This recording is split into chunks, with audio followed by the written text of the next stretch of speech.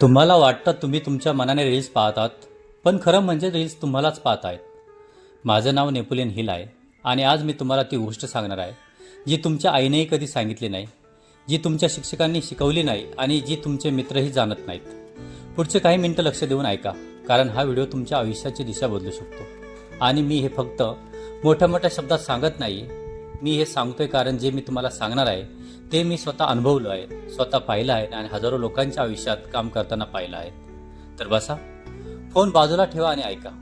आजच्या काळात भारतातील एक सामान्य माणूस दररोज सरासरी 7 तास फोनवर बोलतो, 7 तास फोनवर घालतो. 7 तास एका दिवसात 24 तास असतात. 8 तास झोप, 7 तास फोनवर. म्हणजे तुम्ही स्वतःच्या आयुष्यासाठी उरले किती दिवस, किती तास?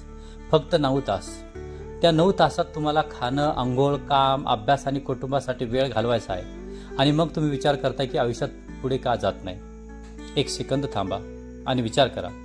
आज सकाळी उठल्यानंतर तुम्ही पहिल्यांदा काय केलं? जर उत्तर फोन उचलला असेल तर हा व्हिडिओ खास तुमच्यासाठी आहे.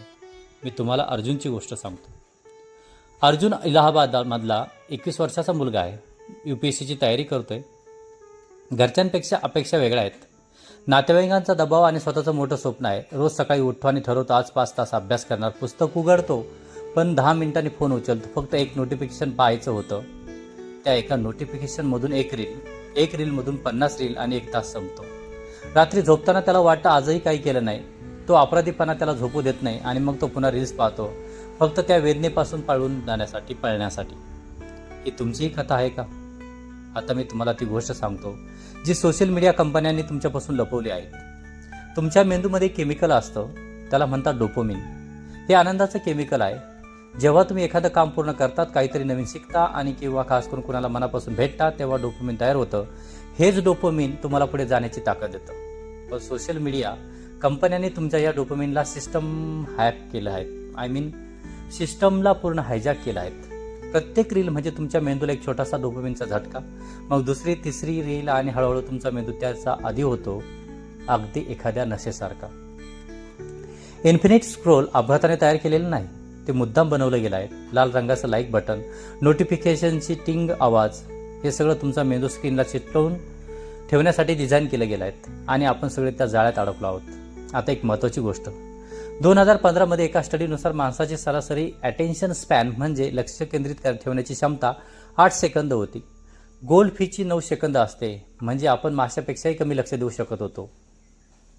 आणि आज 2024-25-26 मध्ये सामान्य माणूस 5 ते 6 सेकंदापेक्षा जास्त एका गोष्टीवर लक्ष देऊ शकत नाही. मग मोठी स्वप्न कशी पूर्ण होणार, कशी पूर्ण करणार? म्हणूनच आज मी तुम्हाला 72 तासांचा डिजिटल फास्ट सांगणार आहे. 72 तास, फक्त 3 दिवस. पण हे 3 दिवस तुमचं आयुष्य बदलू शकतात. तुमचा मेंदू न्यूरोप्लास्टिक आहे, म्हणजे तो बदलू शकतो.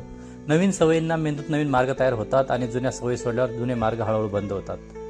रिसर्च सांगतो की जेव्हा एखादी व्यक्ती 72 तास डिजिटल स्क्रीनपासून दूर राहते, तेव्हा तिचे डोपामिन रिसेप्टर्स रिसेट होऊ शकतात.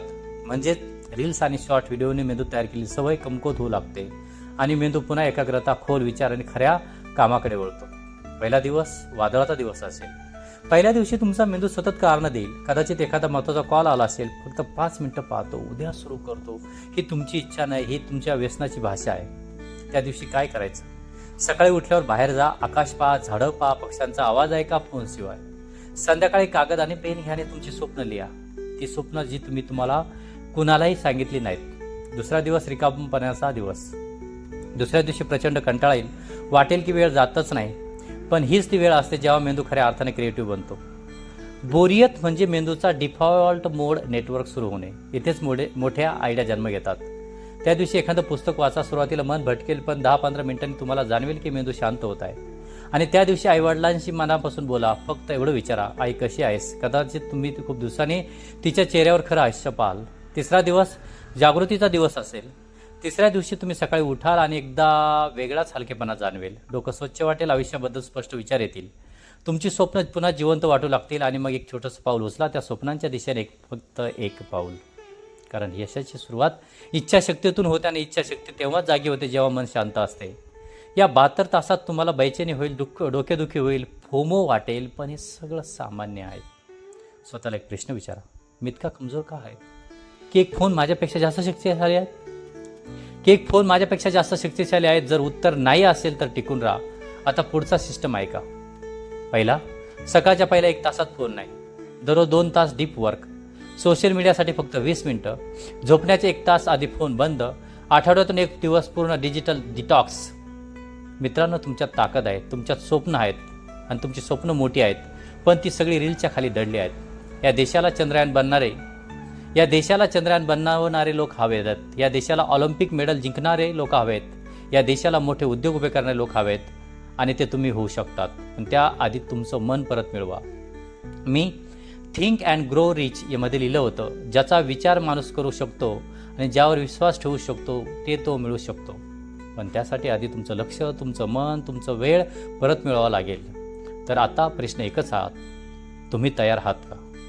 72 तासांसाठी फोन बाजूला ठेवायला तयार आहात का? जर हो तर आजच ठरवा, कारण तुमचं भविष्य तुमच्या स्क्रीनच्या दुसऱ्या बाजूला नाही तर ते तुमच्या आत दडलेलं आहे.